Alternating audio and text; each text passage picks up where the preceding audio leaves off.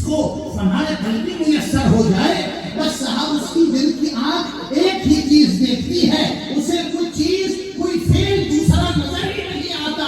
اس کو امام ربانی فرماتے ہیں کہ اس کے دل پر تجلی فعلی الہی ہو جائے. اللہ فرما رہا ہے وما رمیت اذ رمیت, وہ جو کنکریاں تو نے پھینکی تھی میرے محبوب وہ تو نے نہیں پھینکی, ولکن اللہ رما, وہ تو پھینکنے والا خدا تھا.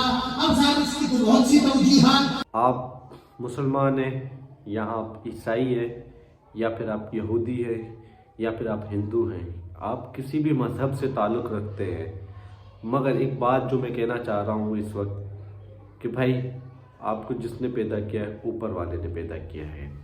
تو اس دنیا میں جو کچھ ہو رہا ہے, جو کچھ چل رہا ہے, جیسے کہ جو کچھ بھی ہو رہا ہے وہ یہ اوپر والے ہی کی طرف سے ہو رہا ہے, سمجھے نا. یہ جو اوپر والا اپنی ہی جو چل رہا ہوتا ہے یہ دنیا کو چلا رہا ہوتا ہے. اگر اس وقت میں ویلوگنگ بھی کر رہا ہوں یا میں ویڈیو ریکارڈ کروا رہا ہوں, یہ بھی اوپر والے کی طرف سے ہے.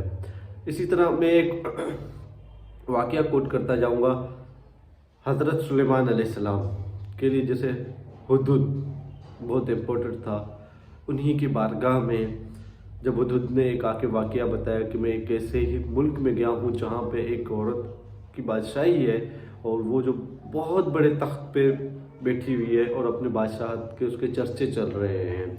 تو بھائی اس دوران ہدہد کو حضرت سلیمان نے کہا کہ بھائی آپ نے اچھی بات بنائی. تو پھر یہ ڈیسائیڈ ہوا کیونکہ دعوت دی گئی, یہ تو بہت ساری لمبی اس کی اسٹوری ہے, دعوت دی گئی. تو اس دوران سارے حضرت سلیمان کے سامنے بیٹھے ہوئے تھے, جس میں انسان بھی تھے, جس میں جن بھی تھے, پرندے, سب کچھ بیٹھے ہوئے تھے. تو اس دوران حضرت سلیمان علیہ السلام نے کہا کہ بھائی مجھے وہ تخت چاہیے.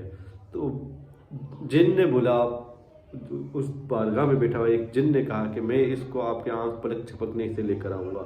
اور اسی دوران ایک اور اللہ کا بڑا بزرگ, جسے میں کہوں گا کہ بھائی اللہ کی طرف سے تھا, جو کچھ تھا اللہ کی طرف سے تھا, مگر کیونکہ اللہ تعالیٰ کو دکھانا تھا انہوں نے جنس کے بھی ہی یہ پلک چھپکنے سے بھی پہلے وہ تخت حاضر کر دیا حضرت سلیمان علیہ السلام کے دوران. تو یہ واقعہ کا اصل مقصد, سنانے کا مقصد یہ تھا, یہ کوئی واقعہ نہیں ہے, یہ سچا ہے اور یہ قرآن پاک میں ہی ہے. اور قرآن پاک کس نے اتارا یہ بھی آپ کو پتہ ہے, اللہ پاک نے اتارا ہے. اس کا اتارنے کا مقصد کیا تھا کہ اس میں جو آنے والے واقعات تھے وہ بھی بتائے گئے, جیسے قیامت آئے گا, جیسے ہمیں بہت ساری تہذیبیں سکھائی گئی ہیں قرآن پاک میں, اور پرانے واقعات بھی بتائے گئے. حضرت سلیمان علیہ السلام کا واقعہ ہو, حضرت عیسیٰ علیہ السلام کا واقعہ ہو, حضرت یونس علیہ السلام کا واقعہ ہو, یہ چیزیں بتائی گئی ہیں. بتانے کا مقصد یہ ہے اور بتانے کے سب چیزیں ہیں. اس وقت جو سائنس اتنی جدید ٹیکنالوجی کر رہا ہے اور کر چکا ہے, اس وقت خود سائنس پریشان ہے کہ بھائی یہ جو اتنا نظام چل رہا ہے, دنیا کی نظام چل رہا ہے, نظام شمسی بول لو, کس طرح چل رہا ہے, کسی نہ کسی طرح چل رہا ہے, کوئی نہ کوئی چلانے والا ہے.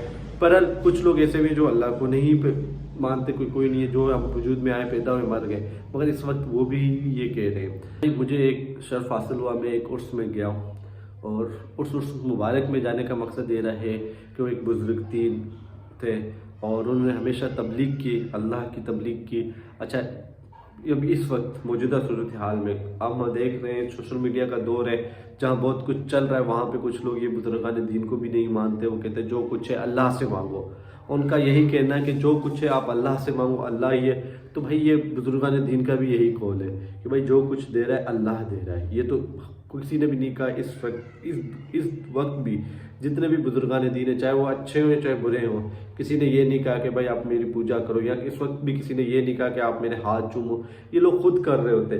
برحال اس کہانی کو میں چھوٹا سا شارٹ کرتے ہوئے جاؤں, یہ بتاتا چاہوں قیامت کا دن ہوگا, یہ تو سب کو پتہ ہے, اور یہ سب کو پتہ ہے کہ قیامت کے دن نفسا نفسی کا عالم ہوگا. جب نفسا نفسی کا عالم ہوگا, کسی کو بخشش نہیں ملے گی. بھائی یہ یاد رکھنا, کسی کو بخشش نہیں ملے گی. تو اس وقت سب مسلمان ہوں گے, جتنے بھی مطلب انسان ہوں گے, وہ جائیں گے حضرت آدم علیہ السلام کے پاس کہ یار آپ جو ہے نا دنیا کے پہلے پیغمبر تھے, آپ ہی تھے, اور آپ اللہ کے نزدیک تھے. اللہ سے دعا کرے ہمارے لیے کہ ہمیں جو ہے نا بخش دے اور جنت میں دے. تو اس دوران حضرت آدم علیہ السلام بھی کہے گا کہ بھائی آپ کو آگے جانا پڑے گا. آگے بھیجنے کا مقصد ان کا یہی ہے کہ آپ دوسرے انبیاء کے پاس جائیں. इसी तरह अंबिया से होते हुए हज़रत इब्राहिम अलैहिस्सलाम, हज़रत ईसा अलैहिस्सलाम, हज़रत मूसा अलैहिस्सलाम से होते हुए आखिर में हम अपने प्यारे हुजूर प्यारे मोहम्मद मुस्तफ़ा सल्लल्लाहु अलैहि वसल्लम के पास आएंगे। ये याद रखें कि वो क़यामत का दिन होगा और हर जगह मीज़ान मतलब नफ्सा नफ्सी का आलम होगा। और उस वक्त भी ये सोचें कि हम किसके पास जाएंगे, हुजूर प्यारे नबी करीम मोहम्मद मुस्तफ़ा सल्लल्लाहु अलैहि वसल्लम के पास जाएंगे। मगर ये आप सोचें, ये जो कुछ लोग बोल रहे हैं अल्लाह से मांगे, खालिस्तान कहते हैं अल्लाह से मांगे, अल्लाह ही सब कुछ। तो मैं ये बोलूँगा जब क़यामत का दिन होगा, ये आप सोचें, तो उस वक्त सबसे बड़ा शिर्क नहीं हो रहा होगा, क्योंकि अल्लाह ताला ने अदालत कायम किया होगा और अल्लाह ताला के पास ही सबको उस टाइम जाना चाहिए ना कि अल्लाह को बोले कि अल्लाह हमें माफ़ करो। मगर क्यों हम भटके हुए हज़रत आदम अलैहिस्सलाम फिर होते हुए हुजूर प्यारे नबी करीम की तरफ से जा रहे होंगे। उस दिन किसका होगा? अल्लाह का दिन होगा, क़यामत का दिन होगा, जजमेंट का दिन होगा, इंसाफ का दिन होगा। और उस वक्त भी देखो कितना बड़ा शिर्क हो रहा होगा। मगर ये शिर्क नहीं होता है, ये मैं अगेन यही बात को, ये चीज़ें शिर्क नहीं होती हैं, शिर्क की डेफिनेशन अलग होती हैं। तो मैंने उसमें गया हूँ जहाँ पे तबलीग दी गई, जहाँ पे लोगों को बताया गया कि अपनी नमाज़ें कायम करो, अब दूसरों के हकूक़ ना खाया जाए। कहने का असल मकसद है वहाँ पे गया, बहुत सुकून मिला और बड़े बड़े उलमाए कराम आए जिन्होंने आके अपनी तकरीर की, महफिलें सजाई और बताया गया कि दीन की किस तरह। और इसी दौरान ख़त्म नबूवत का भी बताया गया, किस तरह हमारे मुसलमानों को किस तरह मतलब वरगलाया तो नहीं जाता कि आपको किसी कश्मकश में डाल दिया जाता है, कहते आप अपना दिमाग इस्तेमाल करो। कहीं कहीं इंसान दिमाग इस्तेमाल करता है तो फिर दिल मुतमईन नहीं होता, फिर जब दिल मुतमईन होता है फिर वहाँ पे इंसान मुतमईन नहीं होता है। तो इस तरह से थे और मेरा ईमान है, आप भले से डिसएग्री करें, आपको अपनी नमाज़ें कायम करनी चाहिए। आप नहीं कहेगा वो कहेगा नमाज तो मैंने नहीं पढ़ी, ये तो अल्लाह की तौफीक है।